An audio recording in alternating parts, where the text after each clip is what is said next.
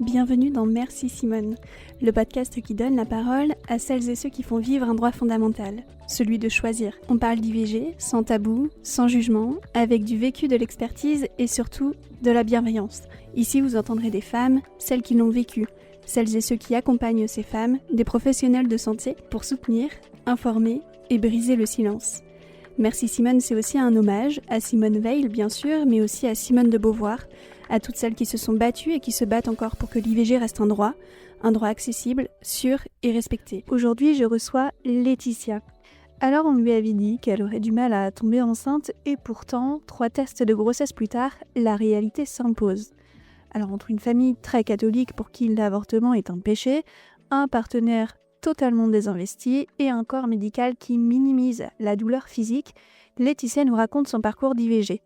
Un récit qui souligne l'écart immense entre le discours médical et le vécu réel, mais surtout l'importance de ne plus banaliser nos souffrances. Mais c'est aussi un récit qui montre qu'il n'y a que les cons qui ne changent pas d'avis, que l'accompagnement et le soutien peuvent venir de n'importe où, et notamment d'une sage-femme complètement dévouée. Et parfois, on me dit que le sujet est difficile, mais franchement, je suis persuadée que cet épisode va vous donner le sourire plus d'une fois.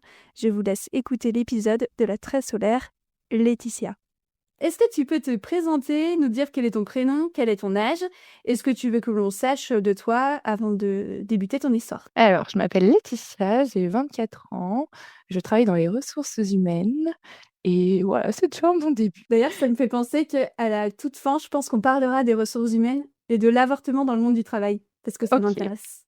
ça marche. Avant de rentrer dans le détail et de ce pourquoi on échange aujourd'hui, est-ce que tu peux m'expliquer un petit peu quelle était la place de la sexualité dans ta famille et la place aussi de l'avortement? Quelle était la vision que tu en as eue en grandissant et de la part de tes parents? Alors, donc, j'ai vécu dans une famille très catholique avec une mère, pratiquante, très croyante. Donc, la sexualité est un sujet très tabou. Qu'on se le dise. Donc elle, par exemple, elle a attendu le mariage, enfin voilà. C'est des sujets où on n'en parle pas à table. Quand j'étais petite, elle me cachait toujours les yeux, même quand il y avait qu'un bisou à la télé. Donc voilà, j'ai grandi OK. dans cet environnement-là et l'avortement, donc forcément, voilà, je l'ai appris, en grandissant malgré moi, sur les réseaux sociaux et cetera. Donc j'ai su ce que c'était.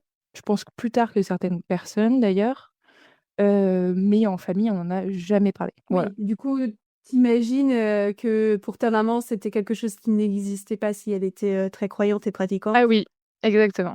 OK. Est-ce que du coup, tu peux nous raconter, en sachant ça, à quel moment de ta vie tu étais, au moment où tu as appris que tu étais enceinte? J'étais à un moment de ma vie où j'étais en couple depuis, 3 ans et demi avec, quelqu'un et au tout début de cette relation, j'ai eu un problème de santé à l'ovaire qui a fait qu'on m'a sous-entendu dans le corps médical que je pourrais avoir d'énormes difficultés à tomber enceinte et que je pouvais, ne pas être fertile.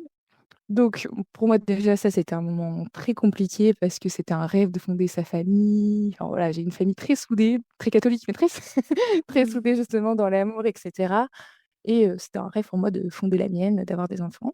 Donc déjà il y a eu cette première étape où ça a été compliqué de se dire: «Bah, peut-être que je ne pourrai jamais avoir d'enfant» et au final, donc je pense que c'est, un peu une erreur aussi de ma part mais donc on avait arrêté de se protéger vu que ça faisait, 3 ans et demi, que je pensais que je n'étais plus fertile et que je ne supportais pas les hormones artificielles.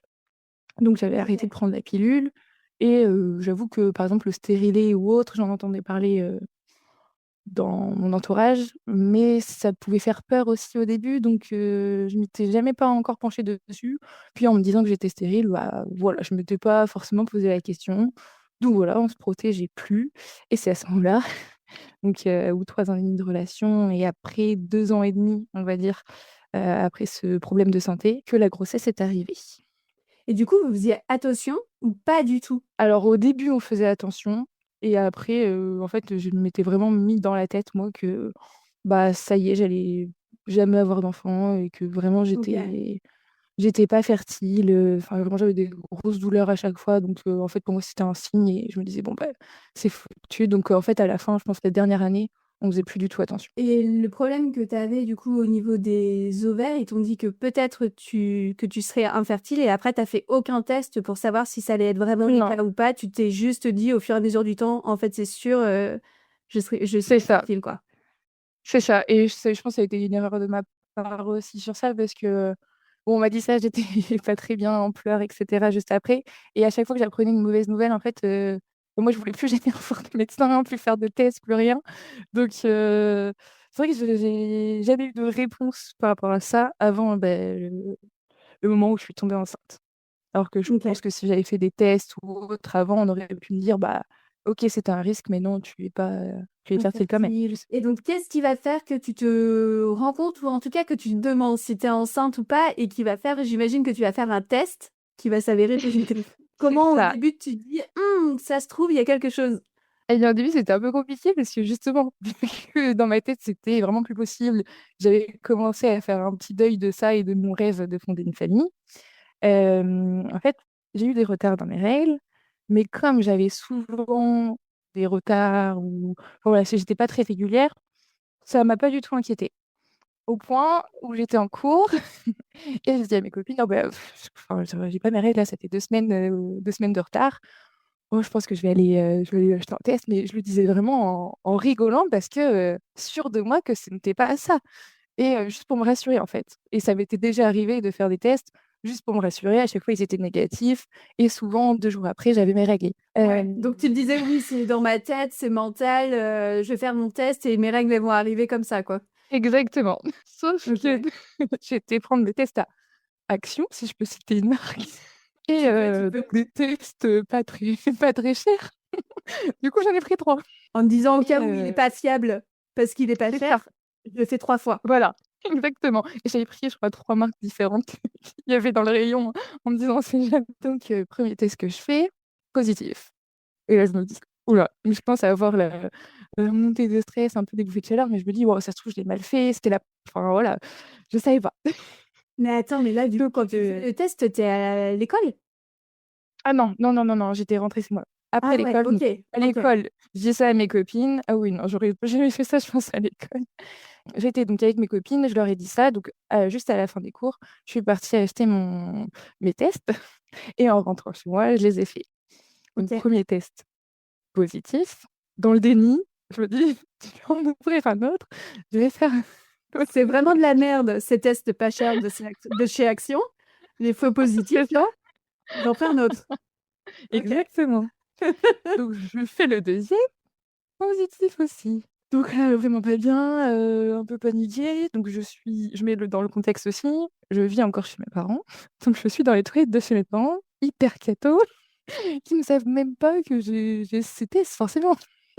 Et ton copain, il est au courant que tu fais ces tests à ce moment-là, tu lui as dit, c'est Oui, bizarre quand même, je vais peut-être faire un test.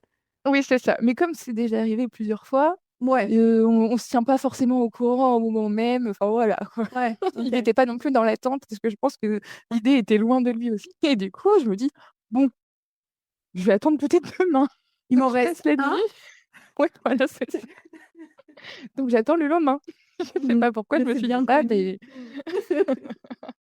donc je la nuit se passe, un peu en stress à me poser des questions, Et mais là, du coup, tu j'avais le dis à ton copain, tu lui envoies un message en lui disant: oui, «J'ai fait 2 tests positifs, mais t'inquiète, j'en fais un demain, il sera négatif». oui, du coup je lui ai dit. Je lui ai dit qu'il était positif, mais je mets dans le contexte aussi, je les ai achetés Action. Je sais pas, à voir. Donc il me dit bien: «Bah écoute, si le 3e est positif, tu iras faire une prise de sang pour qu'on soit sûr et puis voilà, pas de stress, OK. t'inquiète». La nuit se passe, un peu stressée, mais j'ai quand même cette idée dans ma tête, qui me dit: «Bah non, c'est pas possible, enfin voilà, tu peux pas être enceinte, c'est pas possible», mais j'ai quand même l'autre voix dans ma tête qui me dit: «Mais si jamais tu l'es, qu'est-ce que tu fais?» Donc toutes ces questions commençaient à se poser, mais je pense que j'étais un peu encore dans le déni. Donc le lendemain matin, je me réveille pour aller au travail. Du coup, je vais aux toilettes avant, je fais le test, positif, donc là, grosse panique. Donc en fait, j'ai 45 minutes de route pour aller de chez moi à mon travail. Tout le long, je le passe en appel avec ma meilleure amie qui est à ce moment-là en Espagne, donc qui ne peut physiquement pas m'aider, pas m'accompagner, mais qui est un soutien moral pour moi. Mais Donc toujours les meilleures amies dans toutes les histoires, les meilleures amies sont nécessaires dans ces moments-là. c'est ça, même si elles sont un peu loin, Ouais. on a toujours besoin d'elles. Donc du coup, je l'appelle, je lui dis et je pense qu'elle a très vite compris à ma voix que j'étais juste, paumée, que dans mon entourage, je connaissais personne qui avait avorté ou personne qui en avait parlé, du moins. Et juste, je lui disais: «Mais j'ai jamais vu de gynéco de ma vie, je sais pas où aller». J'étais perdue, je savais pas qui contacter, vers qui me retourner et c'était pas, avec mes parents que j'aurais, ce Et genre de ouais. réponse. Donc bah, voilà, adorable, hein, les meilleures amies, on on le sait. Tout de suite, donc moi, je crois que je suis arrivée au travail, donc déjà tout le long de l'appel, elle me rassure, elle me dit qu'elle va chercher et cetera. Donc moi, j'arrive au travail, donc déjà je mets mon masque, tout va bien, faut faire comme si de rien n'était et ma meilleure amie pendant ce temps-là qui cherchait, où dans les alentours, je pouvais aller, des sages-femmes, des gynécos et cetera et je me retrouve à midi avec, un message, long comme mon bras, avec plein de conseils, plein de contacts, oh voilà. Incroyable, ces meilleures amies. Moi, j'ai eu la meilleure C'est amie ça, aussi qui a passé des coups de téléphone pour moi parce que pareil, dans le même cas, je savais pas quoi faire, comment faire, où aller, qui appeler. c'est Et ma ça, meilleure amie qui dit: «Mais attends, j'ai appelé un tel, donne-moi ton numéro de carte vitale». voilà, on a la même. Donc j'avoue, à ce moment-là, très rassurant Mmh. d'avoir un soutien quand même comme ça, parce que je pense que quand on est un peu paniqué, bah, les choses évidentes, nous viennent pas forcément à l'esprit et on sait plus par quoi commencer. Ouais, et Donc puis il y j'avoue a un stress que énorme et dans les c'est ça. faits, quand tu n'as jamais avorté, c'est rare que tu t'y sois intéressé, de savoir vraiment concrètement comment ça se passe et comment tu dois faire et qui tu dois contacter et dans quel ordre, enfin. Bah, c'est ça et ça reste encore, tabou pour plein de personnes et on n'a pas forcément l'information, d'accessible ou qui nous trotte en tête parce qu'on en a entendu parler. C'est Ouais. pas quelque chose, de commun donc oui, j'avoue que dans mon entourage, moi, personne n'en avait parlé, donc j'ai même pas pu me référer à une histoire vécue de quelqu'un, Ouais. j'avais vraiment pas connaissance de ça. Tu as envoyé un message ou appelé ton copain à ce moment-là pour lui dire, «Bah, c'est confirmé, je suis enceinte»? Pas vraiment, c'est confirmé parce qu'il y avait quand même une part de déni aussi, mais il était au courant que la phase, du troisième test s'était passée, qu'il était aussi positif, donc j'étais un peu paniquée et voilà. Donc le midi, OK. quand je vois la liste de ma meilleure copine, bah, là, du coup, je me dis: «Bon, oui, il faut que j'appelle, quelqu'un». Donc le gynéco pour moi, c'était pas possible. Ayant vécu des attouchements, je voyais le cap encore du gynéco, trop importante pour moi. Donc je Ouais. me suis dit: «Bon, beh, je vais contacter une sage-femme». Il y a une sage-femme que j'ai vue sur, du coup, Doctolib et qui était dans la liste de ma meilleure copine, et OK. qui avait une dispo assez rapidement. Et qui Donc avait je indiqué sur Doctolib, qu'elle pratiquait les avortements ou pas du tout? alors pas du tout à ce moment-là, c'était vraiment pour avoir un premier contact et avoir au OK. moins l'ordonnance pour savoir si j'étais vraiment enceinte ou pas. OK. Et en plus, elle était vraiment dans ma ville, donc je me suis dit: «Bon, je vais d'abord faire ce premier pas-là, qu'elle me donne au moins un maximum d'informations» et voilà et c'était une femme jeune, Ouais. on voit les photos sur Doctolib, elle m'inspirait confiance. Donc Elle était mignonne, ça compte.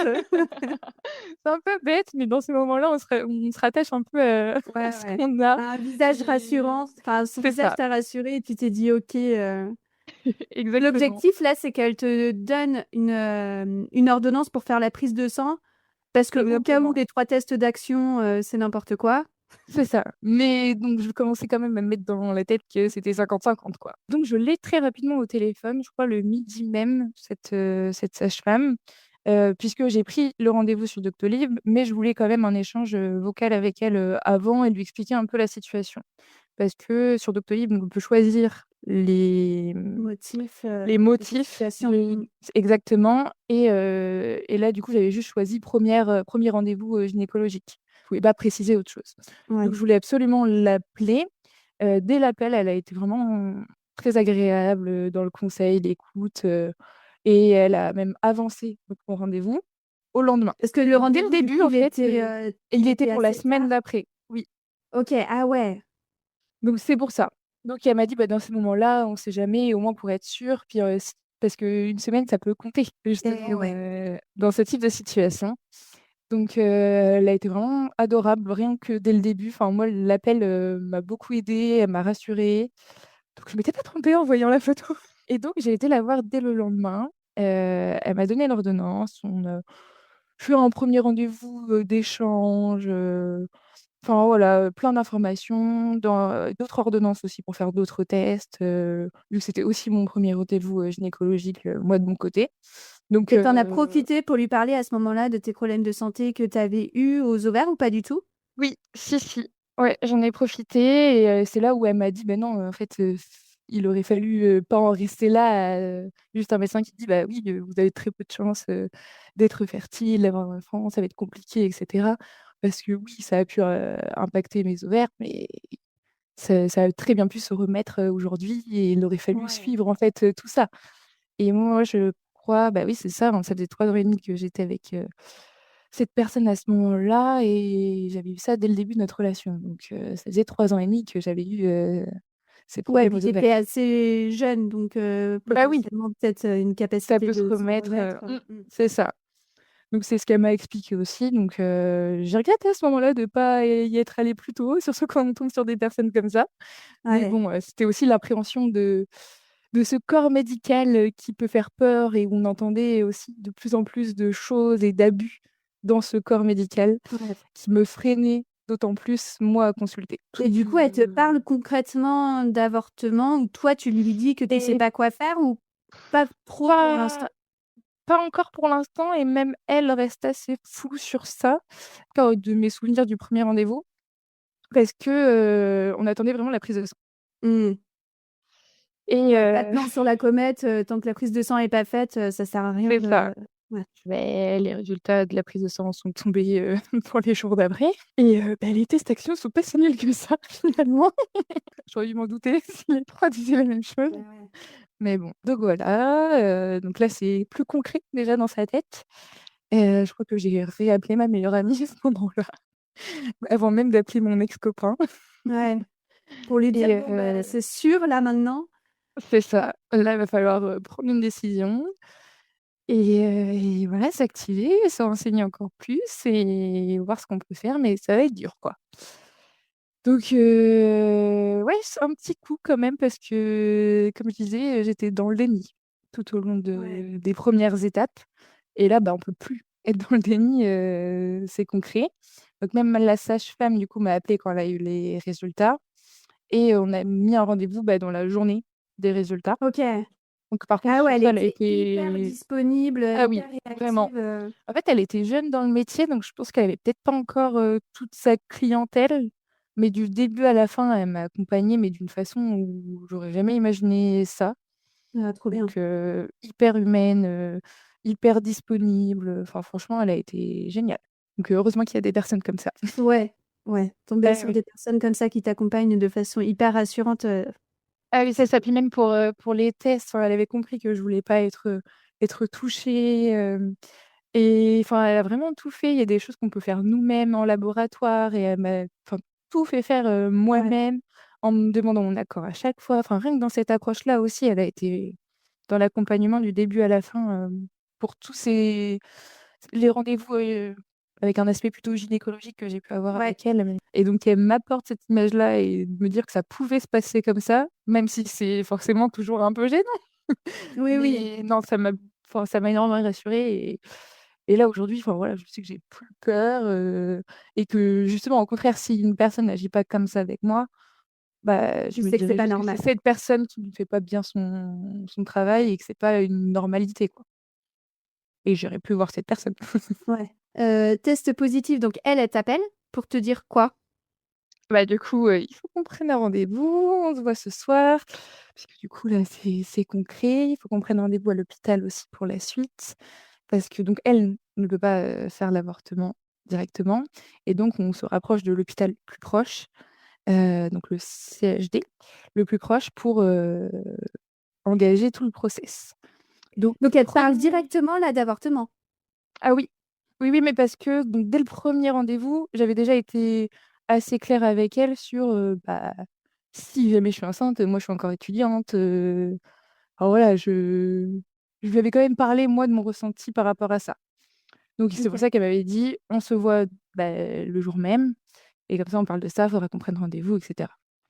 OK. Donc on se voit le jour même. Donc moi, j'étais en cours. Donc une fois que j'ai fini les cours, j'ai filé, chez la sage-femme.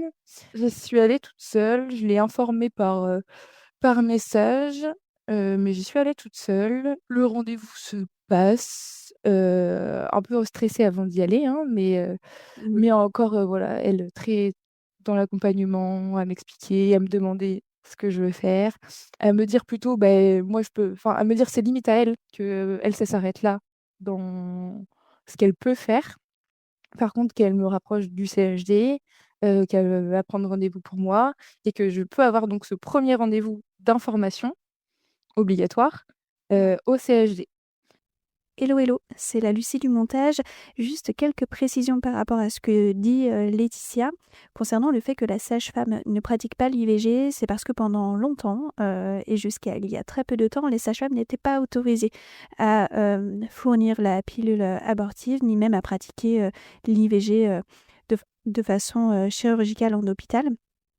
Et concernant le premier rendez-vous obligatoire concernant les informations, sachez que maintenant il n'y a plus de délai de réflexion, en tout cas pour les personnes majeures, et que vous avez la possibilité d'avorter dès le premier rendez-vous en prenant le médicament. Alors il y a plein de structures qui ne le permettent pas, mais légalement, rien ne vous l'interdit. Donc ça me semblait important de préciser ces deux petits points, et je vous laisse continuer avec la suite de l'épisode. Dans le fil de notre rendez-vous, elle comprend que je vais y aller seule et comme elle avait un stage à faire à l'hôpital à ce moment-là, en fait, elle s'est arrangée pour que sa journée de stage à l'hôpital soit la même journée où moi j'ai mon rendez-vous d'information. Oh, mais beaucoup trop mignonne! Donc c'est pour ça que je trouve qu'elle est vraiment, adorable et donc je n'y étais pas seule. Enfin, j'y étais seule, on va dire, dans la salle d'attente et cetera. Ouais. Mais j'avais quand même une figure rassurante à l'hôpital avec moi. Ah, j'adore! Du coup, elle t'a accompagnée au rendez-vous ou tu l'as vue avant le En fait, rendez-vous, voilà, je l'ai vue et elle l'accompagnait donc le gynéco qui m'a fait le rendez-vous, parce qu'elle a passé la journée avec lui. Donc elle m'a pas accompagnée, moi j'y suis OK. allée, seule. Donc je crois qu'à ce moment-là, j'ai été travailler, donc ça devait être la semaine d'après. J'ai été travailler et j'avais pris, voilà, j'avais fini un peu plus tôt, le midi pour, repartir au travail après.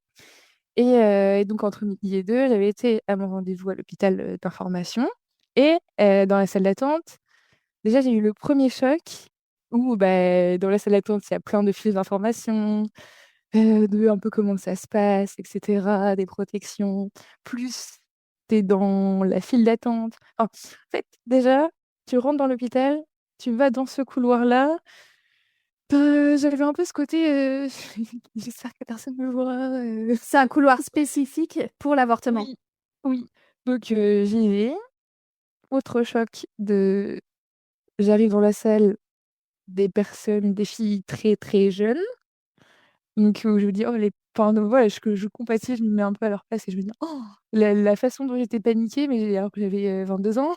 J'imagine Ouais. même pas elles, quand elles ont appris aussi. Enfin voilà, beaucoup de compassion quand même et tu vois toutes ces personnes-là et tu te dis en fait, vos histoires, elles vous ont ramenées au même endroit alors que vous Ouais. avez des vies Et vous complètement discutez différentes. entre vous ou pas du tout? Juste des Pas du regards, tout. un peu de compassion entre vous, Ouais, pas du Ouais. tout, aucun mot. C'est très, très silencieux dans enfin, en tout cas, le jour où j'y étais, c'était très, très silencieux, que ce soit dans la salle d'attente ou autre, comparé à d'autres, secteurs de l'hôpital où des fois, quand tu es dans la salle d'attente, tout le monde parle et cetera. Là, très silencieux, des jeunes filles accompagnées soit de leur père, soit de leur mère, heu, des personnes un peu plus de mon âge, accompagnées par leurs copains et des personnes un peu plus vieilles, avec leur mari et cetera. Et la 1re chose pour moi, de me dire: tout le monde est accompagné et c'est là où je réalise qu'en fait, dans le rush de tout ça et je pense que depuis le début de mon podcast, en plus, je parle plus de ma meilleure amie que de mon ex de l'époque. Parce qu'en fait, c'est là où je me rends compte que en fait, ouais, j'ai été hyper seule, à partir du moment où j'ai eu des doutes, à ce moment-là et on en parlera après, mais même jusqu'à la fin et là, c'est le premier déclic que j'ai de me dire: «En fait, je crois que c'est pas normal que j'ai mon copain depuis 3 ans et demi et que je me retrouve ici dans une situation qu'on a causée». tous les 2, où on est censés être tous les 2 impliqués dans cette, situation et en fait, je suis la seule impliquée et Ouais. ouais, je pense que là, ça a été un sacré coup, Et parce que en là, du plus coup, de tu l'histoire. prends conscience que finalement, t'aurais bien aimé qu'il soit présent, quoi. Bah, c'est ça. Et quand, du coup, t'as confirmé que t'étais enceinte par la prise de sang, lui, ça a été quoi sa réaction? Ça a été, tu fais ce que tu veux, si tu as envie de le garder, tu le gardes, enfin on le garde. Si tu as envie d'avorter, voilà, il y a pas de souci. Enfin en gros, tu prends ta décision, je dirai rien et j'assumerai ce que toi tu choisiras. OK. Donc jusque-là, très Donc bien, enfin 0 normal, pression et plutôt soutenant, quoi. voilà, c'est ça. Mais pas trop impliqué non plus dans, «Est-ce que tu veux que je vienne avec toi à la sage-femme? Est-ce que machin? Qu'est-ce qu'il a donné de rendez-vous avec la sage-femme? Qu'est-ce qu'elle a dit? Comment ça va se passer?» Pas trop de questions, pas trop de Ouais. communication, on va dire, autour du sujet. Il s'y intéresse pas trop, quoi. Tu fais les Non, démarches et lui, il te pose pas il ne te pose pas exactement, plus de questions que ça, quoi. c'est ça. Mmh. Un peu sujet tabou aussi, on va dire, entre nous. Et vous n'en aviez jamais parlé jusque-là, de se dire, «Si je tombe enceinte, qu'est-ce qu'on fait?» Non, OK. non, non, mais du coup, quand j'avais fait les tests, c'était quand même un peu venu et très vite, on s'est dit: «Bah non, on n'a pas encore, d'emploi, on n'a pas de CDI, on n'a pas de maison, on n'habitait pas encore, ensemble à ce moment-là». Donc enfin voilà, en fait, tant qu'on n'avait pas de situation stable, bah, la question se posait même pas et c'était, bah, la seule solution de toute façon, c'est d'avorter. OK. Et toi, pour toi, cette décision-là, du coup, d'avorter, à quel point elle est, «facile à prendre» entre guillemets par rapport au fait que tu te dis: «Bah, c'est pas le moment, j'ai pas la situation pour», Et vs, ta situation familiale et ce que tu disais au début? bah, en fait, il y a eu, une phase où, au début, bah, en fait, c'est sûr dans ma tête, c'est pas le moment et j'ai que 22 ans, je vais pas être maman. Si j'ai un enfant, c'est pour qu'il soit dans de bonnes conditions et là, les bonnes conditions ne sont pas réunies. Mais d'un autre côté, c'est pas tant le cadre familial qui m'a plus fait douter, c'est, le fait que j'ai possiblement des difficultés pour tomber Ouais, enceinte par la suite, de me dire que ça se trouve là, c'était ma chance d'avoir un enfant et que, si j'avorte et qu'après j'ai des difficultés, je m'en voudrais toute ma vie. ouais, C'est plus ça, de me dire, en fait, mon rêve de fonder une famille était un peu tombé à l'eau pendant ces 3 ans et demi. Là où je me rends compte que, au final, j'ai pu tomber enceinte, ouais. mais en fait, il faut que j'avorte. Donc c'est Ouais, plus donc en ça fait, qui a été c'est compliqué. plus la question de se dire: «Est-ce que c'était un coup de chance et là je suis tombée enceinte, mais ça n'arrivera plus jamais?» Ouais, ou est-ce que, finalement je ne suis pas stérile? ouais, c'est ça qui a été plus compliqué, même si au fond de moi, c'était une évidence que c'était la bonne décision à prendre, mais tu as quand même un coin de ta tête qui te dit, «Est-ce que tu le regretteras pas?» Ouais.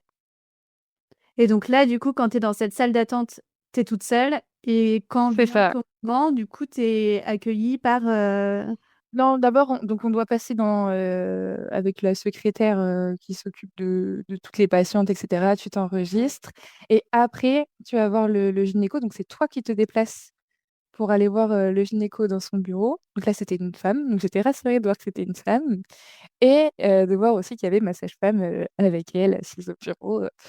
Donc voilà, donc je rentre dans la pièce, un peu stressée, mais tout de suite avec un visage souriant et que je connaissais, dans la pièce, donc ça m'a mis à l'aise. On se présente.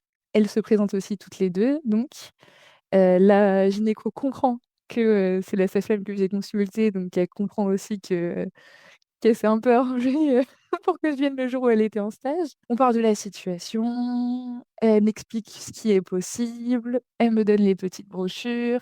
Je sais plus si c'est à ce premier rendez-vous ou pas qu'on signe déjà des documents. Dans mes souvenirs, je me rappelle avoir signé des documents, mais je sais plus si c'est le premier rendez-vous ou le deuxième. Je pense qu'il y en a un premier de mémoire où on confirme, on atteste avoir, reçu toutes les informations nécessaires pour prendre une ouais. décision. Moi, je crois que je l'ai fait en un seul rendez-vous en disant: «Non mais ça, je suis sûre».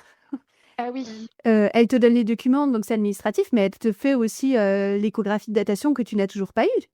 Oui, c'est ça. Ah oui, ouais, Ouais. ok. Et oui, mais elle me donne d'abord toutes les informations. Ok. Et après, donc on fait cette échographie. Je crois que les résultats, on les a eus directement. Oui.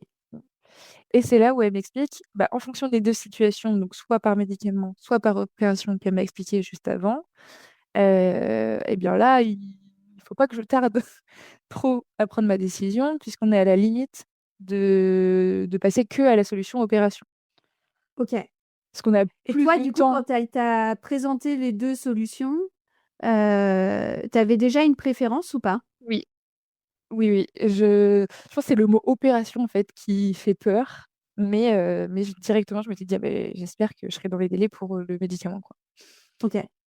Donc, elle m'explique très rapidement que bah, je crois qu'il me restait une semaine et demie ou quelque chose comme ça pour Donc faire c'était quoi? par T'étais médicament. à 7 ou 8 semaines? Je sais plus du tout. Je crois que ça doit être ça. Ouais, j'avais Ouais. retenu une semaine et demie, ouais, avant de faire l'opération, parce qu'après, ça a été très très vite. Et du coup, dès la semaine d'après, j'avais les médicaments. Donc là, du Donc, coup, elle ouais, te je crois que ça dit, devait être bah, ça. a priori, c'est OK pour les médicaments. Et quand elle te le fait l'écho, tu vois rien, elle te montre pas, t'entends pas de Non, cœur. non, non, non, rien du tout. OK. Rien du tout. Et c'est un peu comme ça que aussi que j'imaginais les choses dans ma tête. Tu comprends, ou en tout cas, elle te dit que si tu souhaites avorter par voie médicamenteuse, C'est c'est ça. maintenant. Exactement. Je crois que c'était 2 jours après que j'avais le rendez-vous et que si j'étais sûre de ma décision, là, ils allaient me donner, oui, les médicaments et j'allais choisir, après le deuxième médicament, si je le prenais à l'hôpital ou chez moi. Mais à ce OK. moment-là, elle m'a bien fait comprendre que, là, c'était juste le rendez-vous pour l'échographie, savoir à combien de semaines, j'étais et avoir toutes les informations nécessaires, mais que c'était pas là que j'allais prendre ma décision. OK. Et là, ça te Heu soulage de savoir ça et d'avoir un petit délai supplémentaire, ou tu te dis, j'aurais aimé que ça se termine le plus vite possible? Bah, j'aurais aimé que ça se termine le plus vite possible, vu que mon choix était déjà fait et Ouais. que moi, ça a fait que me stresser, d'autant plus et me poser des questions, alors qu'au final, je savais que la meilleure solution, c'était ça. Donc Donc là, bon. du coup, 2e rendez-vous qui se passe 2 jours après. Oui, je crois que c'est ça, j'ai plus trop la chronologie en tête, mais très rapidement, après, et je dis ça avec du recul parce que sur le moment, c'était très longtemps après dans ma tête. Tu as juste envie que ça se termine, quoi, et que le moment où tu es rassurée, c'est juste où c'est terminé, quoi. C'est ça. Donc je sors de ce premier rendez-vous stressée, mais je retourne au travail. Donc en essayant de, hop, switcher Parce que et juste pour passer à autre préciser, pour chose. ceux qui, ne comprennent peut-être pas le fait que tu es Ah étudiante, oui, tu dis que tu es étudiante, c'est que tu es en alternance. exactement. Voilà, donc une Donc j'avais partie les 2 école, côtés, c'est ça. voilà, et une partie travail. Donc là, tu es sur le moment où tu es au travail, donc tu retournes au travail. C'est ça. Donc comme c'était sur ma pause de midi et 2, et je sais pas, peut-être que je prenais les choses à la légère à ce moment-là. Je voulais pas prendre de RTT, de repos ou quoi que ce soit, donc je le faisais sur mes heures, entre midi et 2. Déjà l'après-midi, mais un des plus longs que j'ai pu passer au travail, alors que d'habitude ça se passait assez vite et cetera. Là, j'avais pas du tout la tête dedans, je faisais que des boulettes au travail, vraiment j'étais mais à côté de la plaque et j'avais qu'une envie, c'était de rentrer chez moi. Donc le soir, je rentre chez moi, mon ex-copain m'appelle, comme on s'appelle, assez régulièrement à ce moment-là, quand on finit nos journées. «Ah beh, ce soir au travail, il s'est passé ci, il s'est passé ça». Il me raconte mais toute sa journée de A à Z pendant 15 minutes et monsieur avait oublié mon rendez-vous à l'hôpital. Ah, c'est un Et donc à ce moment-là, je me dis: «Mais c'est pas possible, donc je le laisse parler, je le laisse parler, je le laisse parler et une fois qu'il est fini: «Et toi ta journée?» Je raccroche. la meilleure réponse. Si je me dis: «Mais Bon, c'est pas écoute, possible, enfin». va te faire voir. Voilà. C'est ça, je me dis: «Mais comment on peut ne pas se sentir concerné à ce point-là?» Enfin, et là, Du coup, je je me me dis: dis, «Mais». ah ouais, il t'a dit, «Si tu avortes, je serai là. Si tu gardes le bébé, je serai là». Vu comment il a été là pour l'avortement, Ah putain, si tu oui! l'avais gardé, ça aurait donné quoi? C'est ça, c'est là où je me dis: «Mais j'ai vraiment pris la bonne décision, quoi», Ah je regrette ouais. pas mon choix à l'heure actuelle, loin de là. Mais c'est là où tu te dis: «Et comment c'est possible?» Enfin, moi, je sais que dans ma tête, ça a été ça, c'est si tu aimes une personne, tu peux pas être aussi indifférent à ce qu'elle peut Ouais. vivre et ne pas te sentir concerné par cette situation, À alors ce que normalement, point-là, ouais. on est 2. Et donc là, il me rappelle, il ne comprenait pas parce que dans sa tête, ce rendez-vous n'existait pas aujourd'hui. Enfin, il était loin de ça. Donc quand je lui ai dit, elle a: «Oh! Ah oui, désolée, bah alors, comment ça s'est passé? Qu'est-ce qu'elles ont dit?» et cetera. Bon, moi, trop gentille, puis je pense envie de parler parce que, je le rappelle, je n'en parle pas à mes parents vu qu'ils sont hyper cathos et je comptais rien leur dire de A à Z de toute cette situation-là. Mes 2 Du coup, meilleures là, il y a copines, qui est au courant jusque-là? alors juste ma meilleure copine qui est en Espagne OK. et mon autre Et meilleure ton copine, mec? puisqu'on est un Ah trio, non, OK. qui est en Australie. Mais donc aucune qui est là pour que je puisse les voir, parler, en face à Ouais. face, quoi, c'est pas pareil. Et celle qui est en Australie avec un décalage horaire aussi, donc un Ouais, peu donc plus difficile compliqué. pour échanger, C'est ça. Donc je pense que j'ai tellement besoin d'en parler que bon, je fais abstraction, je me dis: «C'est pas le moment de s'engueuler, là j'ai envie de parler». Donc je lui explique le rendez-vous et cetera et je lui explique que j'ai choisi de le faire par médicament, que le prochain rendez-vous est dans 2 jours et qu'à ce moment-là, je devrais prendre donc le premier médicament à l'hôpital, que pour le deuxième, j'ai le choix de soit le prendre à l'hôpital, soit de le prendre chez moi, que je ne sais pas encore ce que je vais faire, mais qu'il faudrait que je leur donne une réponse lors du premier rendez-vous où je vais prendre le premier médicament. Puisque eux, de leur côté, à l'hôpital, ils doivent réserver une chambre et cetera, ouais. donc normal, niveau logistique, ils ont besoin de savoir aussi. Moi, je me dis: «Je serais plus à l'aise chez moi», mais je le rappelle, je vis chez mes parents. Et ouais. Voilà, je sais pas si je me sens capable de leur dire à ce moment-là. Et à l'hôpital, je sais que je serai moins à l'aise, mais il y a le côté où, on est accompagné, on est surveillé, voilà. Donc je me posais un peu les questions sur ça, lui il me conseille de le faire à l'hôpital, voilà, pas de souci. Moi, je garde quand Et même dans ma la tête que je serais mieux chez moi. le gynécologue, t'avait, dit plus ou moins, les bénéfices, de l'un ou de l'autre ou, les Non, risques, pas de prendre le trop. médicament, les douleurs ou autres, qui pouvaient être soulagées si tu étais à l'hôpital ou Pas vraiment, pas vraiment, à ce moment-là. J'ai trouvé que les explications étaient, après c'est une même je dis ça avec du recul parce que je l'ai vécu, mais très minimisées.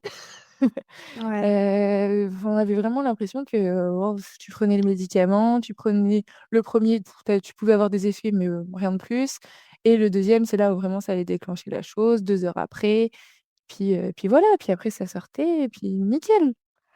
C'est souvent ce qui revient, hein, Mais pour les personnes qui ont pris le médicament quand même, de se dire, c'est c'est minimisé. Soit c'est pour pas nous faire peur, soit ces personnes ne sont peut-être pas passées par là non plus. Mais ouais, c'est souvent ce qui revient, le fait que c'est minimisé quand même. ah beh, enfin moi entre, comment on me l'a expliqué et comment je l'ai vécu, mais il y a un fossé mais monstre. Ouais. Je m'attendais pas du tout, du tout à ça et après d'un autre côté quand on y réfléchit, on se dit: «Bah oui forcément, ça pouvait pas être aussi simple que ça». Enfin franchement, moi elle m'avait dit et ça m'a marqué cette phrase: «Bah tu verras, tu pourras être aux toilettes et hop». Alors vraiment, enfin de comment il l'explique, c'était ça. Non, à aucun moment il parle des différences de douleur Ah oui, de l'un ou de l'autre. il y a une grosse différence. Enfin, effectivement, c'est pas du tout la même chose l'un et l'autre et en fonction aussi de la peur que tu as du corps médical, la peur que tu as des opérations, effectivement, tu te diriges vers, le médicament et dans ce cas-là, il faut savoir que le médicament, ça va clairement te donner, des contractions et que tu vas expulser, le Bah, c'est fœtus ça, mais ils te et le que disent pas. oui, c'est ça. Et qu'après, par contre, effectivement, si c'est l'opération, c'est plus lourd parce qu'il y a une anesthésie. Alors, je crois qu'ils peuvent faire local maintenant, mais je veux pas dire de bêtises. Moi, en tout cas, c'était général. Donc, forcément, c'est plus lourd pour le corps. Il y a plus de fatigue. C'est une aspiration. Enfin, c'est différent. Mais du coup, t'es pas là émotionnellement au moment où ça se passe, quoi. Oui, c'est ça. T'es off. Donc, bon, bah voilà, c'est. Et petite pause rapide. J'espère que l'épisode vous plaît autant que j'ai aimé le préparer.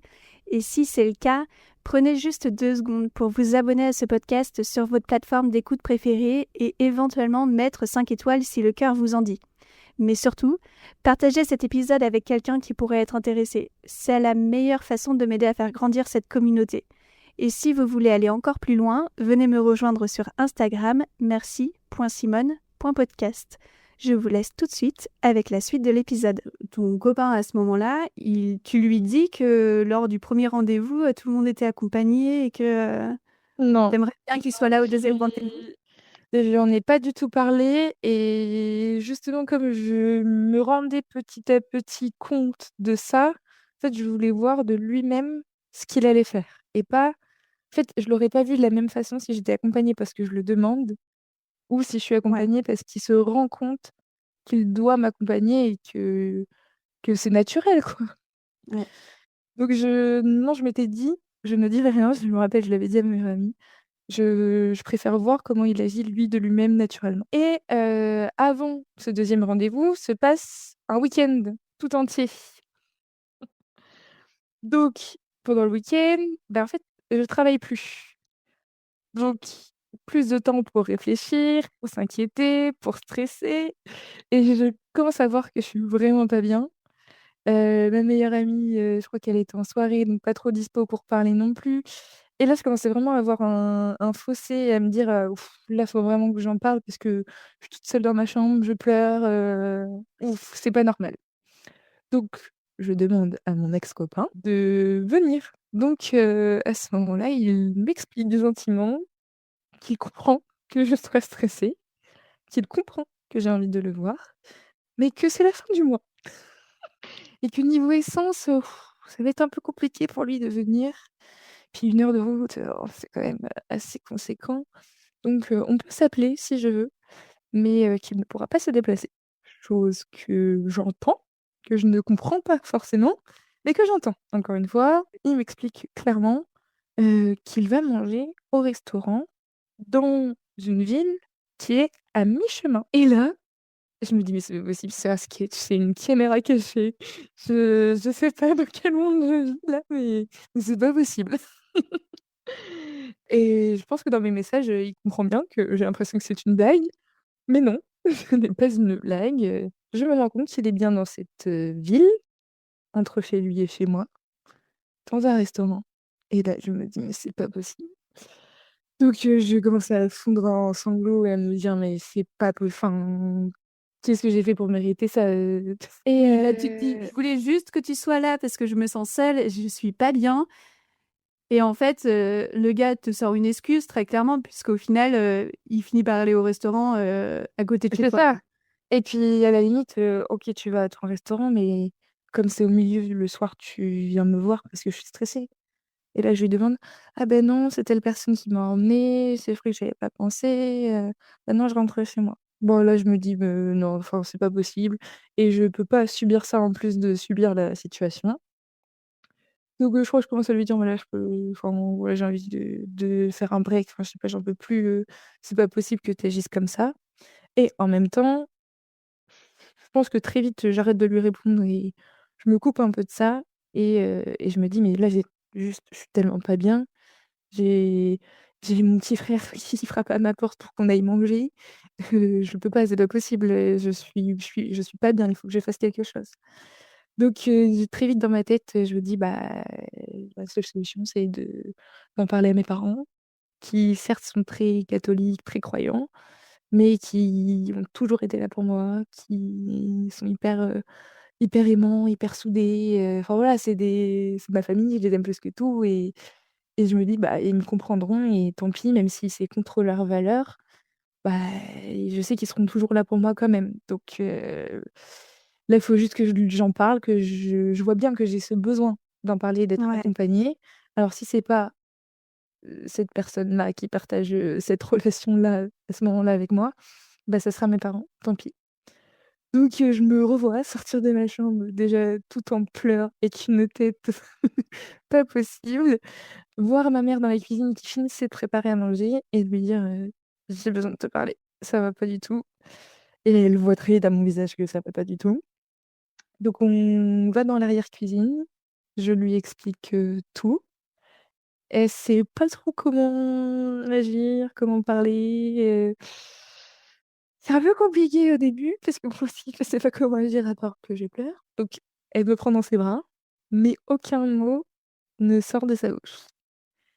Mon père, à ce moment-là, rentre dans l'arrière-cuisine, voit cette situation-là et ferme automatiquement la porte derrière lui, alors que tout le monde commence à s'installer à table de l'autre côté avec mes frères. En entrant dans la salle où il referme, genre, je vous ai pas vu. Ah non, il rentre dans la salle du coup Ah, ok. et parce qu'on est vraiment tellement proches que me voir pleurer comme ça, il m'aurait pas laissée, toute seule, enfin avec, sans savoir pourquoi. Et heu et donc ma mère lui explique. Donc c'est les seuls mots qu'elle a décrochés depuis que je lui dis. Donc elle lui explique la situation et là, je vois qu'ils commencent à parler entre eux en disant: «C'est» enfin, en parlant de la situation, mais je suis là, je suis à côté, je Donc il parle de la situation, de toi, mais à c'est la ça, troisième personne, comme si tu n'étais pas là. un peu, c'était un peu ça et là, je me dis: «Oh purée, je crois qu'ils le vivent vraiment mal cette situation-là, ils savent vraiment pas comment agir» et je pense qu'ils s'y attendaient vraiment tellement pas. Qu'en fait, ils ont pas eu la réaction que j'attendais ou en tout cas que je m'étais mise en tête en me disant: «Bon, c'est pas grave, j'ai besoin de soutien, je vais quand même leur dire parce qu'ils vont me soutenir» et j'avais pas anticipé le choc que ça pouvait leur faire à eux aussi, que Ouais, ouais. je leur dise d'une façon aussi brutale alors que je le cachais depuis des jours et des jours. Est-ce que juste, tu disais, que tes parents avaient attendu le mariage et tout. Est-ce que c'était quelque chose qui vous avait Alors, inculqué? ma mère avait attendu le mariage, pas mon père, donc déjà, eux avaient 2 relations différentes autour de OK. ça, de la sexualité et cetera. Mon père est plus jeune que ma mère, donc on a plus de facilité à parler bizarrement, tu vois, de ces choses-là avec mon père qu'avec ma mère. OK. Donc Et du coup, ils savaient potentiellement quand même que tu avais déjà des relations sexuelles ou en même temps, oui, ils apprenaient que tu avais des relations non, non, non, sexuelles non, alors non. que, OK. Là, les deux étaient déjà au courant depuis un moment et je sais plus lequel des 2 commence à parler et ma mère qui me regarde et qui me dit: «Mais c'est un péché?» Donc je lui dis: «Mais c'est pas possible, elle peut pas me dire ça». Donc en fait, je pense que toute ma tristesse s'est transformée en colère à ce moment-là. Je me suis emportée sur les 2 et je me suis braquée et j'ai été dans ma chambre. Je crois que 10 minutes après, mon père est rentré, beaucoup plus posé, dans l'accompagnement, à savoir comment je vis les choses, comment ça se passe et cetera. Où est, mon ex-copain, voilà, à ce moment-là. Bah, au restaurant, Et il est en train de vivre sa meilleure life. c'est ça. Comment te Il est à une l'expliquer? demi-heure d'ici et puis, bah, là, je crois qu'il est en train de manger une petite pizza avec un petit verre de vin. Ouais, c'est fou bah, je commence un peu à tout lui expliquer. Heu, il commence à s'excuser pour leur réaction, à m'expliquer que voilà, ma mère est très croyante, que c'est un peu compliqué pour elle, mais que ça change en rien, son amour pour moi et cetera, mais que là, elle a besoin de temps pour encaisser. Mais que lui, il est là et cetera, parce qu'il est un peu plus détaché quand même de la religion qu'elle. Ma mère, OK. pour remettre encore plus de contexte, c'est tous les dimanches, elle va à la messe, elle prie tous les soirs, enfin voilà, vra très croyante et très OK. pratiquante. Mon père est croyant, l'accompagne certains dimanches, mais c'est pas Pas non plus que plus, ça, quoi. voilà, c'est ça. Donc Oui, donc tu voilà, sens que ça me du fait coup, du bien. l'avortement pour lui, c'est moins un problème que pour ta maman à C'est ce ça, moment-là, moralement et exactement. éthiquement, quoi. Oui et qu'il a compris, ma réaction et qui s'est dit qu'il y avait vraiment un problème, si je venais à leur en parler. Parce que dans l'énervement, je leur ai dit que, voilà, c'est pour ça que je leur ai caché et je crois que d'ailleurs c'est une des seules choses que je leur ai cachées depuis, très longtemps en fait. On a pour habitude de tout se dire, rien se cacher Mmh.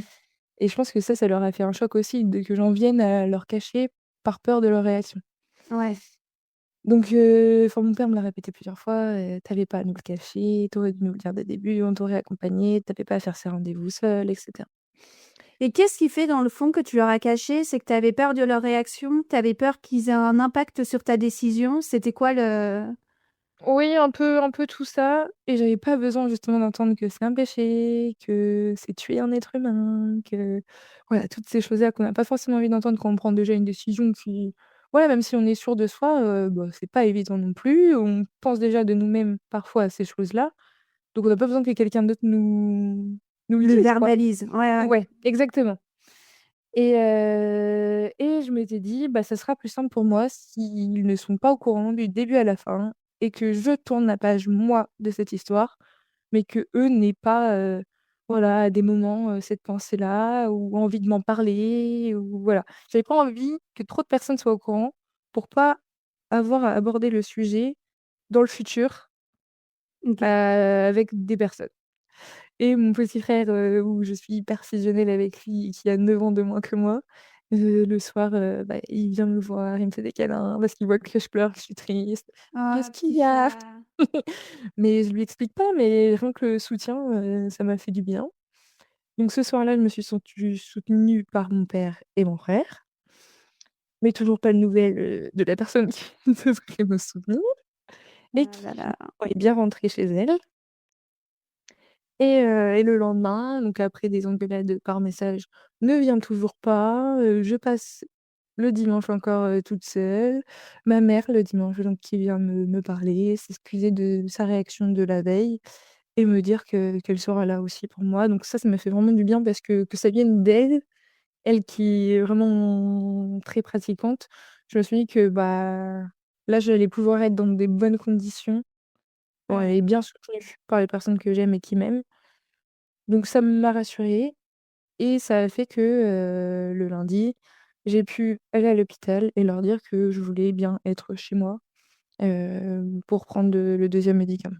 Et oui, c'est ça, c'est que derrière, il y avait ça aussi qui se jouait en leur disant, ça te permettait aussi de te dire: «Bon, bah, du coup, je suis chez moi et j'ai pas en plus à cacher ça à mes parents en étant chez moi», quoi.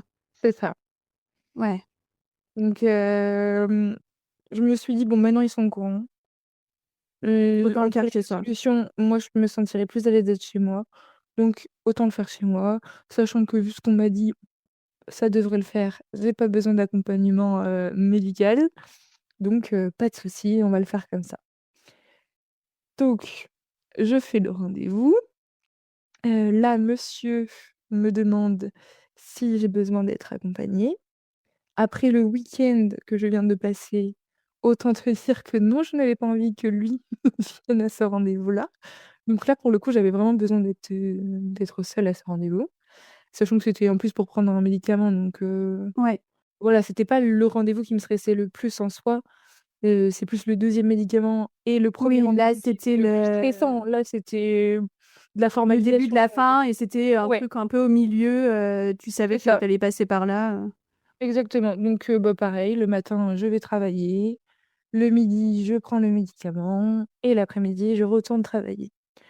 Donc après le 1er, pas trop de d'effets. Mais là, ils te prescrivent pas d'arrêt de travail, ils ne te proposent pas d'arrêt de travail, Non, ils savent que tu es en alternance, oui, ils savent que je suis en alternance.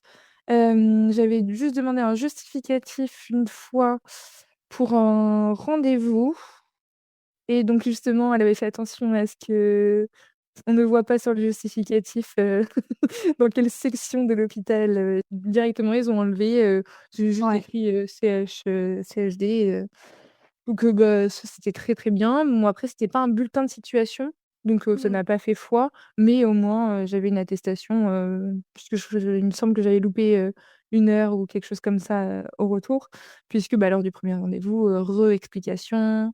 Là ce 2e rendez-vous, je l'ai un peu moins bien vécu, dans le sens où plus de remise en question de la décision, OK. De la avant part de du prendre le corps, médicament. médical?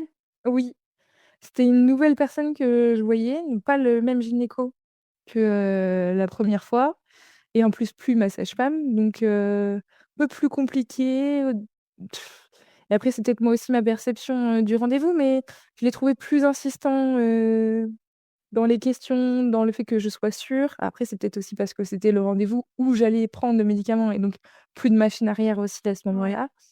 Mais des fois j'avais l'impression j'avais l'envie de lui dire: «Oui c'est bon, enfin, j'ai pris ma Ouais. décision, si je suis là c'est pas pour rien, pas besoin de me répéter 15 fois si je suis sûre de moi».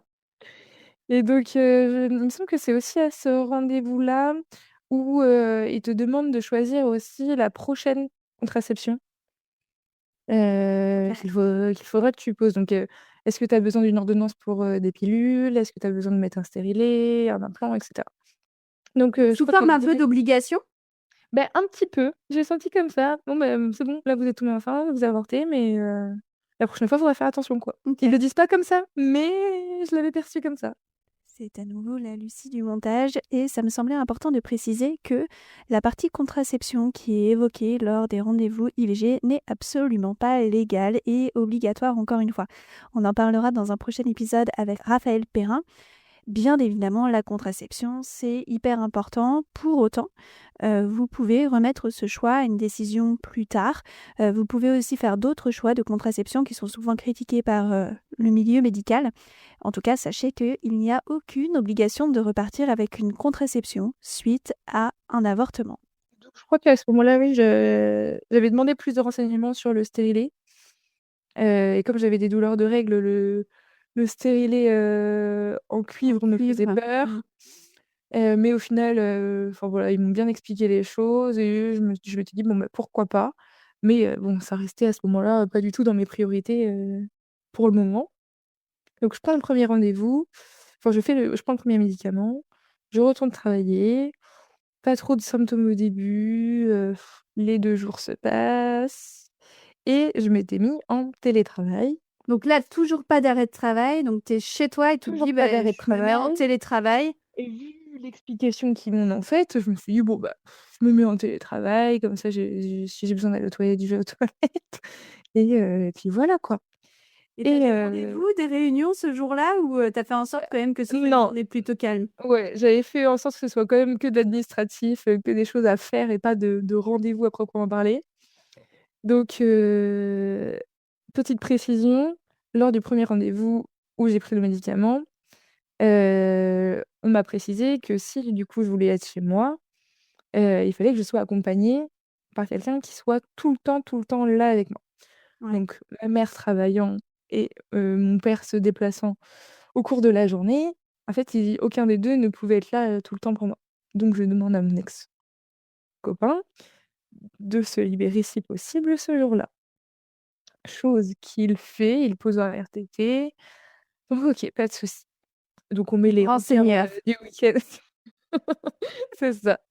On met les rancards du week-end de côté parce que là, j'avais juste besoin de quelqu'un, voilà, pour m'accompagner.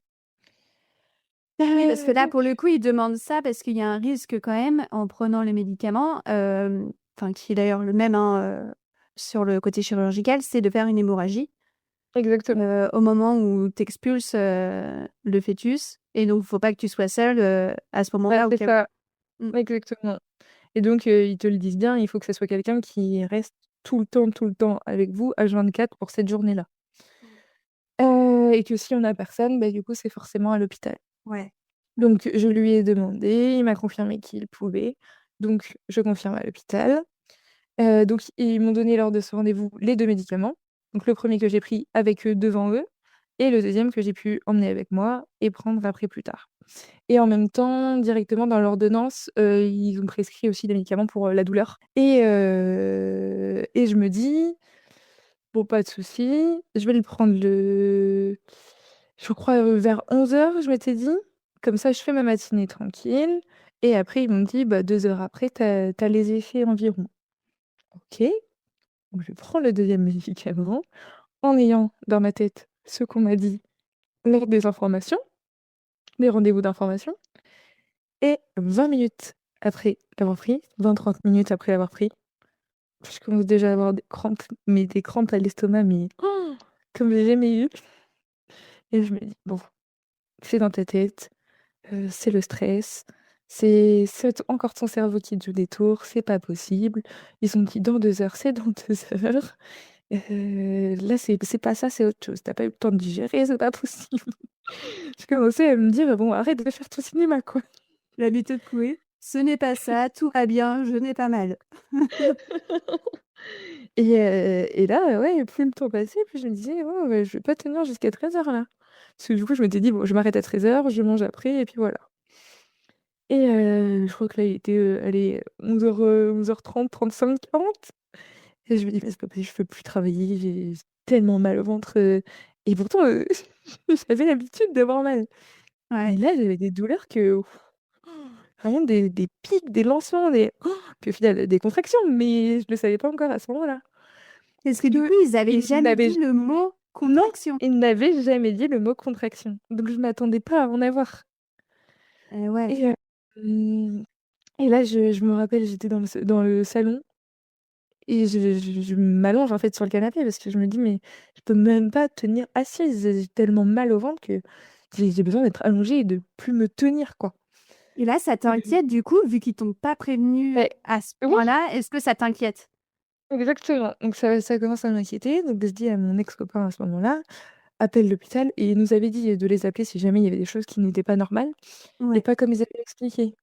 Comme on me l'avait mal expliqué, moi tout de suite je dis: «Bah, il faut appeler, là c'est pas normal».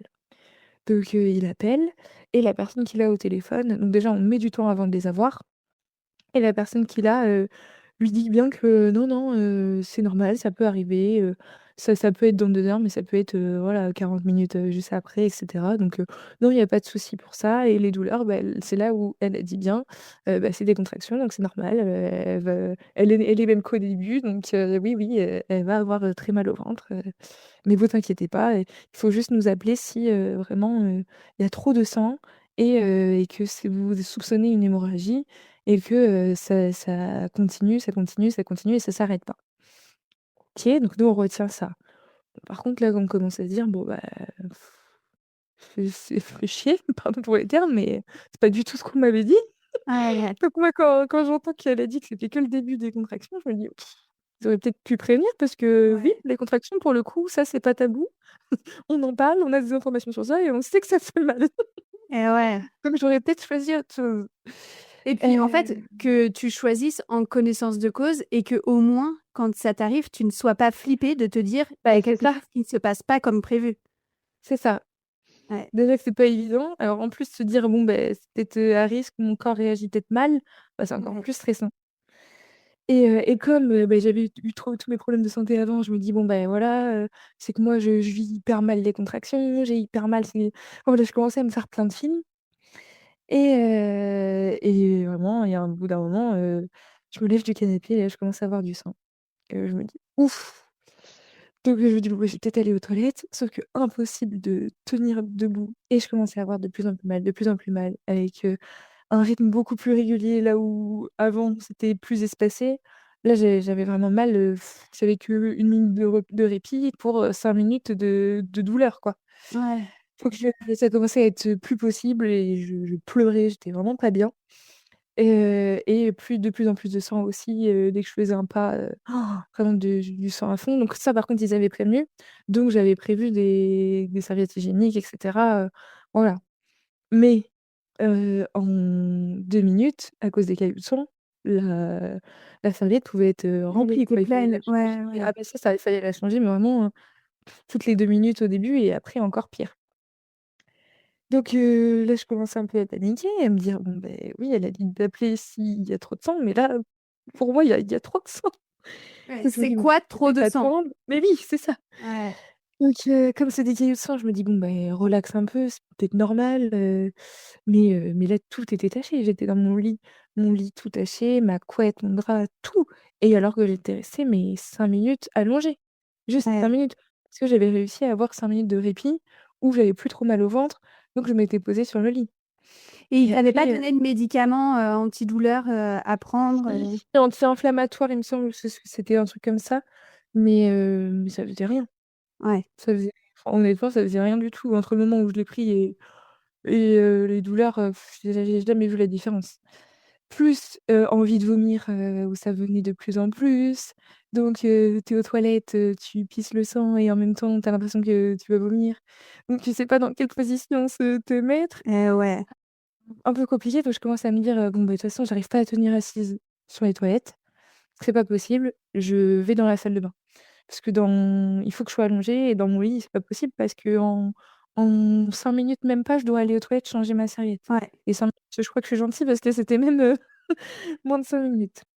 Donc je vais à la douche, et en fait, c'est en allant à la douche où je me rends compte que, bah, en fait, non, ça fait que couler, que couler, que couler, et du coup, je me dis: «Bon, beh, elle a dit d'appeler, là, faut peut-être que j'appelle parce que j'ai que des cailloux de sang et les cailloux de sang, beh, ils sont énormes, quoi».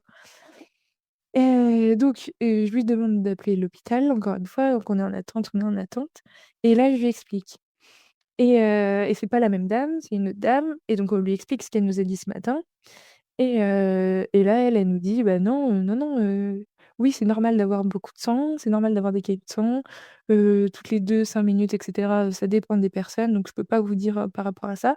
Et par contre, c'est si vous avez un flux continu de sang, où là, c'est une hémorragie.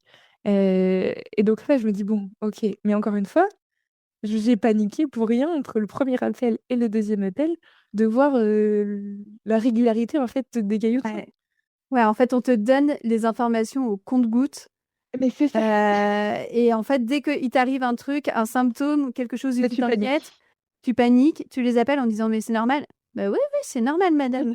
«Ah oui, bah, il fallait me le dire en fait». Ouais, c'est ça. Mais effectivement, Alors que c'est ce si que elle j'allais m'avait dire. dit dès le début, Ouais, que c'est un s'il y a flux des de sang personnes, continu. exactement. S'il y a des personnes qui sont dans cette situation ou qui vont, avorter par, voie médicamenteuse, effectivement, c'est quelque chose à savoir. Le côté Exactement. hémorragique, moi, on m'avait dit, c'est comme s'il y a un petit robinet d'eau qui est allumé et qui coule en continu. C'est ça. C'est cette sensation-là et tant que ce n'est pas ça, effectivement, a priori, ce n'est pas, hémorragique. Beh, oui, et c'est ce qu'elle Encore m'a dit, faut-il donc le la savoir. deuxième personne au téléphone. Donc là, je me suis dit: «Bon, bah, oui, c'est pas ça parce que c'est bien des caillots de sang et je le vois. Ouais. Par contre, oui, ils sont énormes». J'avais pris des Vogalib pour pas vomir et voilà, on attend que ça passe, quoi. Mais je me disais: «Bon, bah, au bout d'un moment, j'aurais peut-être cette envie d'aller aux toilettes comme ils disent». Ouais. Ou voilà quoi, ça il y aura vraiment l'expulsion. Et moi, je m'attendais vraiment à sentir une différence entre l'expulsion et les caillots de sang ou autre. Et au final, donc bah, je crois qu'il y a eu une petite phase où ça a commencé à aller mieux. Ça s'est passé un peu, donc j'avais un peu de répit. Je crois que pendant 20 minutes, j'ai pu avoir un peu de répit, donc tellement le corps est fatigué, épuisé, j'avais juste une envie, c'était de dormir. Ouais. Donc je me suis mis dans mon lit, je me suis reposée du mieux que je pouvais dans une position, en changeant un peu. Et au bout d'un moment, je me réveille, encore une flaque de sang de partout, et cetera. Donc je me dis: «Bon, beh, je retourne à la douche». Donc je m'étais remise à la douche, à me laver, me nettoyer, attendre que les gros cailloux de sang, partent, donc la redécontraction, re-mal. Et en fait, je sors de la baignoire, je m'essuie, enfin voilà, et là, j'éternue. Et en fait, c'est là où il y a eu l'expulsion. Donc dans la salle de bain, sur mon tapis de douche, et moi regarder et me dire: «Oh putain, je crois que c'est ça». Entre les caillots de sang et cetera que tu vois à côté, bah, en fait, il y a une petite poche, oui, pleine de sang sur le dessus, mais tu vois que C'est pas un caillot, quoi. pas comme le reste, quoi. C'est ouais. Donc déjà, tu te dis: «Oh putain». Donc là, à ce moment-là, je me dis, «Bon, beh, je sais pas quoi faire, en fait, je me Ouais. vois pas le prendre dans mes mains, le jeter à la poubelle, oh». Donc déjà un peu psychologiquement pas bien. Donc à travers la porte de la salle de bain, j'ai dit à mon ex-copain: «Bah, je crois que c'est sorti et tout, je ça a l'air d'y ressembler et tout». Donc il me dit: «Bah, est-ce que tu veux que je vienne? Est-ce que tu veux que moi je le mette à la poubelle?» Je sais pas pourquoi dans ma tête, je me suis dit: «Mais non, c'est dégueulasse, entre tous les trucs de sang à côté, non, je vais Ouais. le faire moi-même». Sauf que, bah, je crois que je suis restée au moins, ouais, 40 minutes dans la salle de bain, sans rien faire. Juste à me dire, comment enfin voilà, faut que je me sente prête à nettoyer, quoi. Et par contre à ce moment-là, je me dis: qu'ils ont pas prévenu ça encore, et que ça aurait été bien de prévenir qu'on peut le voir, même si oui, il y a des personnes à mon avis où tu vas aux toilettes, ça s'évacue aux toilettes, mais il y a d'autres personnes où non, ça peut être sur leur lit, de dans la serviette quand tu mets la serviette à la poubelle, ou Ouais. là quand tu éternues, quand tu tousses, quand voilà quoi. Donc je me dis: «Bon, beh, encore une fois, ils te préviennent pas». Donc là, pareil, tu es dans le doute. Bon, est-ce que c'est un cahier de sang et c'est moi qui imagine des choses, enfin voilà, parce que vraiment j'avais l'impression de voir une petite poche avec un petit truc à l'intérieur, enfin voilà, t pas Oui, un là, bébé, un flemmard, mais tu pas sûr de savoir si c'est ça ou pas, en plus, à ce c'est moment-là, ça, quoi. Tu pas la c'est ça, certitude de te dire: «OK, j'ai bien expulsé, le fœtus», quoi. c'est ça. Sauf que plus le temps passe et moi je réfléchis et je me dis: «Bon, mais quand est-ce que je serai capable de le faire?» Plus déjà mon corps, je vois qu'il réagit plus comme avant. En fait, c'est comme si une fois qu'il l'avait expulsé, bah, en fait, j'avais moins mal. OK. Déjà les contractions étaient plus espacées, je trouvais, et moins douloureuses. Et puis au bout d'un moment, enfin voilà, le sang commence un peu à s'estomper et je vois de plus en plus la petite poche, translucide. Donc je me dis: «Bon, bah, oui, c'est bien ça» et en fait, j'ai pas été capable de le prendre, de le nettoyer ou quoi que ce soit. J'ai roulé le tapis. Je me suis dit: «Bon, beh, je mets le tapis à la poubelle, voilà, faut que je le fasse, mais c'est le Ouais. tapis ou rien. Je peux pas moi, prendre le truc et le mettre à la poubelle». Donc c'est ce que j'ai fait, mais psychologiquement, Et ouais, tu m'étonnes. tu De le bah, tu ressens de voir, la fatigue. Tu te dis, mais j'en parle pas, enfin, et puis lui non plus me pose pas les questions quand je sors de la salle de bain et donc mon ex-copain, heu, travaillait le lendemain et le soir, il ne rentre pas me voir. Le corps est abîmé, tu viens d'avoir des contractions, enfin ton corps est fatigué, tes parties intimes, tu les vois plus pareil, tu c'est un peu compliqué et ouais. psychologiquement, tu as juste envie d'être, accompagné par les personnes que tu aimes et voilà. Et au final, bah, non, encore une fois, pas d'accompagnement et là, je me dis: «Mais c'est pas possible», il me propose une soirée le soir même, d'aller boire un verre avec des copains et je me dis: «Mais en fait, il se rend pas compte de ce que j'ai vécu» et pourtant il a été là toute la journée. Ouais, c'est ce que j'allais dire, il était Et oui, là ce jour-là et il t'a vu en sang, partout, quoi. c'est ça et m'entendre crier, pleurer, parce que, j'ai même le souvenir de mon père qui, du coup, était de temps en temps à la maison et qu'à un moment, il est rentré, j'étais en train de crier dans les toilettes. Et il s'est dit: «Mais qu'est-ce qu'il y a? C'est pas possible». Donc il était venu, derrière, la porte des toilettes et taper et me dire: ça va, tu veux pas que j'appelle, l'hôpital?» Tellement que c'était pas normal comment je criais. Ouais. Donc je me dis: «Lui, il a vécu tout ça, toute cette journée-là et même pas le lendemain, tu te dis: "Bon, bah, elle a encore besoin d'être accompagnée"». Non, lui, c'était: «Bon, bah, c'est passé, Viens boire un verre, ça va passer. c'est ça». Changer les idées dans ce moment-là, c'est tout, c'est Et c'est là où je me dis: «Mais en fait, à quel point les gens peuvent minimiser la chose quand ils ouais. le vivent pas, en fait». Et et puis après ça, en fait, on n'a plus reparlé. Ça me faisait du bien de penser à autre chose et d'être, au travail et dans ma vie quotidienne, mais en fait, c'est que je prenais pas le temps de vivre les choses. Dans Ouais. chaque étape, en fait, à part le jour, voilà, du deuxième médicament, mais sinon, c'était toujours au plein milieu d'une journée classique et hop, je retournais à mes affaires juste après. Oui, comme si c'était pas du tout l'élément central de la journée alors que tu juste tu devais Exactement, avorter, quoi. Mmh. exactement. Donc voilà, un peu tout comment ça s'est passé. Et comment ça s'est passé après dans les jours qui ont suivi, assez rapidement? Comment enfin les jours, semaines, mois, années peut-être maintenant d'ailleurs? Comment ça s'est passé, pour toi? Comment ça a évolué? Heu, Plot twist aujourd'hui, tu n'es plus avec ce mec. Et Heureusement. pour le coup, ça a eu, l'avortement et la façon dont ça s'est passé, heu, a joué sur, votre couple, sur la relation Ah oui. et ta décision aussi d'arrêter? Ouais, complètement. Mais c'est pas l'événement en tant que tel, mais c'est le manque d'accompagnement et la réaction qui a fait que, en fait, Ça a pour moi, abîmé la c'était trop relation. de ouais, ça a abîmé la relation. Je me suis sentie délaissée, abîmée, pas comprise et pas aimée et puis je trouvais ça inhumain, en fait, le manque d'accompagnement comme ça et en fait, c'est quelque chose que je n'ai jamais réussi à pardonner. Plus le après de la relation où tu as pas forcément envie de faire des rapports et la personne en face a Qui envie, ne le comprend puisqu'elle pas. n'a pas Mmh. vécu la même chose et ne comprend pas. Ne comprend pas que physiquement, tu n'as plus envie parce que j'avais peur à ce moment-là que ça me fasse mal, que je Ouais, venais de mettre un stérilet aussi, donc peur du stérilet qui est tout nouveau pour moi, heu et puis peur de retomber enceinte forcément aussi, ouais. pas envie de revivre ça.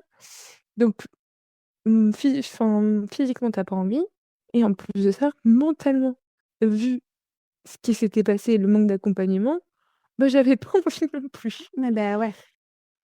Et et ça, c'est quelque chose qui est resté après dans la durée, le côté, peur de tomber enceinte? Est-ce qu'aujourd'hui, oui, c'est quelque chose que tu as encore? oui, Ouais, Parce que je me dis que c'est jamais sûr à 100% et que même si j'ai le stérilé, ben, c'est sûr à 99% et qu'on n'est pas à l'abri de ces 1%. et du coup, depuis, tu as fait déjà d'autres tests de grossesse ou pas? Non, parce que depuis que j'ai le stérilet, j'ai plutôt des règles régulières. OK. Donc, pas eu de retard, donc pas eu l'occasion de m'inquiéter. Mais je pense que dès que j'aurai 2-3 jours de retard, ouais, c'est sûr. Et je crois que j'ai mis, ouais, 1 an et demi à moi me reconstruire. Sauf que ma relation faisait que, beh, j'y repensais tout le temps parce que Ouais. et comme il m'avait jamais accompagnée, en fait, j'y pensais tout le temps au fond de moi. Donc il y avait quelque chose qui m'empêchait de vraiment tourner un page sur ça et je pense que c'est le moment où j'ai mis fin à la relation, que j'ai repris une relation saine avec tout ça et que j'ai pu enfin tourner la page et que maintenant je peux en parler, librement, sans moi me sentir, mal, coupable et cetera. Parce qu'il y a aussi ces phases-là où tu doutes de toi, de ce que tu as fait de bien, de pas bien et cetera. Mais en fait, tu comprends que, bah, c'est toi qui n'avais pas à vivre ces choses-là et de les vivre de cette façon-là Mmh. et de l'accepter, de passer à autre chose et de vivre avec, c'est du passé, ça a été traumatisant, mais on en sort, grandi et voilà et là, tu vois, un podcast comme aujourd'hui, ça permet d'en parler et d'informer les gens aussi sur des petits détails, que des fois on aimerait Ouais. connaître, aussi et se dire que c'est pas normal de pas être accompagné, c'est pas normal de pas avoir toutes les informations. Enfin voilà, il y a plein de choses qui ne sont pas normales, mais banalisées. Donc Ouais. ça fait du bien des fois de revenir un peu les pieds sur terre et de se dire, «Non, en fait, c'est pas faut pas minimiser tout ce qui nous arrive». Et puis de partager ton vécu, même si le vécu à chaque fois il est hyper personnel, c'est-à-dire que toi tu as souffert sa mère, Oui, il y a d'autres personnes, elles le vivent pas comme ça non c'est plus, ça, j'ai eu d'autres témoignages, pour pas inquiéter tout le monde, j'ai eu d'autres témoignages où il y a eu moins de douleur, mais en tout cas, c'est important d'avoir ces témoignages-là, comme le tien, parce que, beh, ça participe au fait de se dire que s'il y a une femme qui l'écoute et qui passe par là et qui a elle aussi énormément de douleur, de se dire: «OK, c'est normal, c'est déjà arrivé à c'est quelqu'un» ça. et si le corps médical ne l'a pas prévenue, bah, elle l'a entendu par ailleurs quand même et ça participe quand même à moins s'inquiéter ou à un peu moins stresser, dans ce Ouais, c'est moment-là que ça. déjà hyper, stressant. Le truc que je voulais évoquer avec toi, puisqu'on vient toutes les 2 du milieu, RH, parce que j'avais envie de faire le lien, entre le sujet de l'avortement et le monde du travail, où je me dis en fait que c'est hyper important et toi du coup tu en as pas mal parlé justement sur le fait de te dire, bah, ce jour-là j'étais au travail, quand j'ai fait ça j'étais au travail et l'impact que ça a pu avoir sur ton travail, le fait de pas avoir eu, d'arrêt maladie, hem et du coup, moi c'est une vraie question que je me pose de, est-ce que ce sujet-là, doit s'arrêter à la porte du bureau? Ou est-ce que les entreprises, comme n'importe quel sujet, de santé et de bien-être, et de santé mentale, doit aussi s'en emparer parce que malgré tout, ça fait partie, de la vie d'une femme sur 3. Donc beaucoup de Mmh. salariés sont concernés, hem et je me dis: comment aussi les entreprises pourraient s'en emparer?» Je ne sais pas si toi, c'est des choses auxquelles tu as déjà pensé ou en tant qu'RH, tu pourrais y voir des solutions ou des choses qui pourraient être mises en place justement pour l'avoir vécu, pour, peut-être le vivre d'une meilleure façon? Bah, oui, oui. Si, si, forcément, après on est dans un monde où ça évolue doucement mais sûrement, mais surtout doucement Ouais, et c'est sûr qu'il y a plein de choses qui pourraient être faites et qui pourraient aider.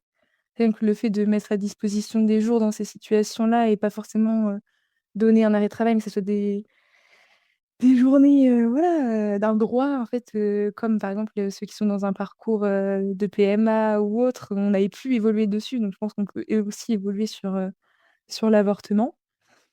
Mais pour l'instant, on est loin de ça, mais ça peut être des choses aussi, à mettre en place. Et par contre, bah, il y a toujours cette confidentialité aussi à avoir et se dire, bon, les personnes n'auront pas forcément envie de l'exprimer à leur employeur et de le dire pour pouvoir bénéficier de ces jours-là, mais les personnes qui veulent en bénéficier et qui se sentent capables d'en parler, bah, au moins, elles pourront.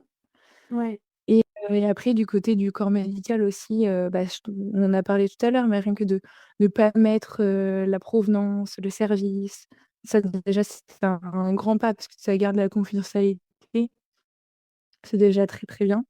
Et d'un côté, RH, nous, entreprise, accompagnement, c'est des sujets, comme tu disais, qu'on peut porter autant que la santé mentale, ou que les problèmes physiques qu'on peut avoir, liés à notre travail. C'est quelque chose qui touche une femme sur 3 comme tu le disais, comme, l'endométriose qui touche une femme sur 10 ou même plus. Ouais. Et en fait, c'est des choses où, bah, les entreprises qui peuvent et qui veulent aller là-dessus, je les encourage, à le faire, en fait.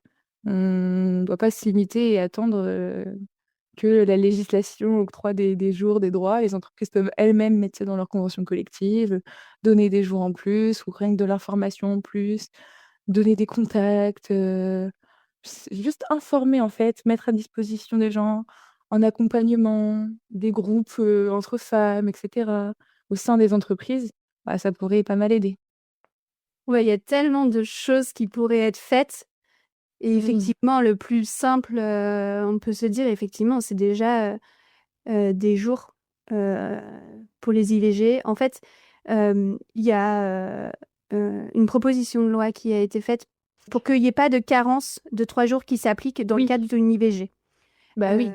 Donc il y a une proposition de loi qui est en cours sur ça, mais pour l'instant, c'est pas passé et donc du coup, ce qui veut dire qu'aujourd'hui, les femmes où on le sait déjà, il y a une inégalité salariale par rapport aux hommes, en plus, c'est elles qui vont devoir, se taper ces 3 jours-là de carence si elles ont un arrêt maladie et je dis bien «si» parce que je pense, j'ai pas les stats, mais que c'est clairement pas la majorité Bah, oui. des femmes qui avortent. Donc soit effectivement permettre des jours, que la loi puisse évoluer au moins pour qu'il n'y ait plus de jours de carence et puis peut-être des choses aussi toutes simples de pouvoir permettre, du télétravail, pendant plusieurs jours de suite, pour pas avoir à revenir au travail en ayant tout Exactement. le saignement. Enfin, il y a plein de petites choses effectivement qui Bah, peuvent oui. être, mises en place. Si un jour je m'ennuie, je ferai, une charte ou un document, à disposition, pour les RH, pour leur donner des idées de comment mettre en Il y a place des plein de choses. choses à mettre en place, qui parfois on se dit: «Bah, oh, c'est rien, ça va pas forcément aider, c'est juste de l'information, c'est juste un document» et cetera. Mais en fait, tout ce qu'on peut faire à petite échelle pourra impacter ne serait-ce qu'une personne et c'est déjà énorme. Beaucoup, ouais. Mmh. Je vais faire une multi-question. Je Est-ce que t'écoute. toi, il y a des choses que tu aurais aimé savoir, avant, enfin la Laetitia du début là, quand, elle a fait le test positif, hem, pour, s'il y a des femmes, voilà, qui sont dans cette situation-là aujourd'hui, ce que tu aimerais pouvoir leur dire? Et puis à contrario, s'il y a, des personnes qui écoutent ce podcast et qui jugent ce choix, est-ce que tu aurais aussi un message à leur faire passer? Alors déjà, moi j'aurais aimé que la Laetitia du tout début, soit au courant de comment ça allait se passer pour pouvoir, anticiper les choses et se préparer, psychologiquement. J'aurais aimé qu'elle en parle à ses parents au tout début. Mais déjà, ouais, avoir plus d'informations déjà sur tout le déroulé de comment ça se passe et par médicament et par opération. C'est déjà ouais, ça aurait changé pas mal de choses.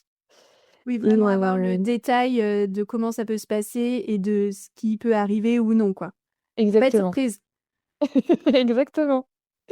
Et donc c'est exactement ce que je dirais aussi aux personnes, qui nous écoutent, d'avoir plus de détails là et aussi leur dire d'y aller, de se renseigner, de pas hésiter à écouter des interviews, des retours de personnes qui l'ont vécu. Il y a plein de choses qui sont disponibles et moi j'avoue que sur le moment, j'ai pas du tout consulté tout ça et j'aurais peut-être justement découvert, des choses avant que ça m'arrive.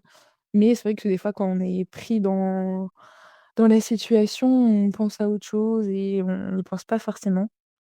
Donc Oui, ne il y a pas une hésiter à urgence y un peu aller. à agir, une Ouais, c'est urgence à ça. agir qui fait que tu as peur de te poser, de prendre du temps et de te dire: «Non, non, mais là, il faut que j'agi faut que» c'est action-réaction, quoi. C'est ça.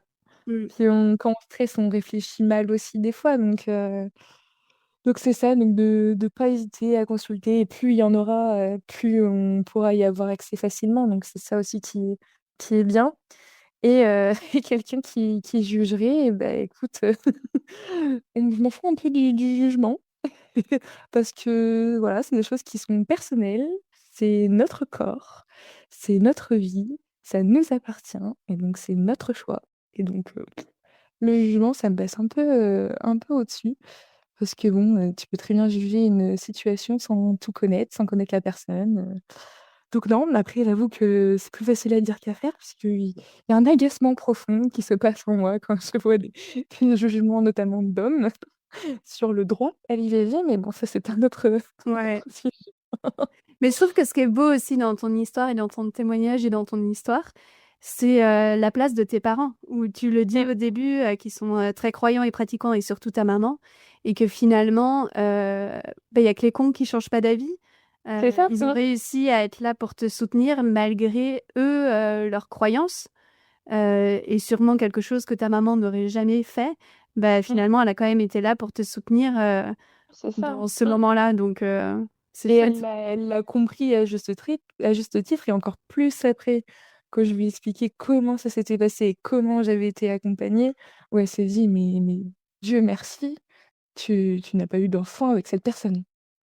Ouais. Finalement. Donc finalement, Comme quoi, heureusement que je pense que l'IVG c'était un mal existe! pour un bien. Ah bah ça, c'est sûr. C'est sûr, parce que même après ça, c'est dur de se séparer des personnes, mais Ouais. parfois c'est un bien et quand il y a des enfants, des fois, on a encore plus de mal de se séparer des personnes, mais il le faut. C'est pas normal qu'on soit pas accompagné. On est bien d'accord. Bon, j'ai fini, hein, j'en ai fini avec toutes mes questions. Mais non, Merci ça me dérangeait beaucoup. pas du tout. Mais merci à toi. C'était super chouette d'avoir toute ton C'était un histoire en plaisir. entier. Trop contente. Merci beaucoup pour ton témoignage. Bah, de rien, merci à toi et je trouve que c'est un super beau projet. L'épisode de Laetitia est terminé et j'espère que comme je vous l'avais promis, cet épisode vous a donné un peu le sourire. Merci infiniment à Laetitia pour sa confiance. Son témoignage nous rappelle que l'IVG est un droit, mais que parfois le chemin pour y accéder reste parsemé de problèmes, de solitude, d'incompréhension. Encore une fois, l'information est notre meilleur allié et cet épisode nous invite à nous renseigner pour prendre le pouvoir sur nos corps. Si cet épisode vous a touché, n'hésitez pas à le partager, à en parler autour de vous ou à me laisser un message. Je vous invite aussi à vous abonner sur votre plateforme de podcast favorite, à mettre 5 étoiles, ça aide au référencement et à la visibilité du podcast. Si vous souhaitez avoir plus de contenu, vous pouvez vous abonner à ma page Instagram merci.simone.podcast et si vous aussi vous souhaitez venir témoigner au micro de Merci Simone et nous raconter votre histoire, écrivez-moi. En attendant le prochain épisode, merci Simone.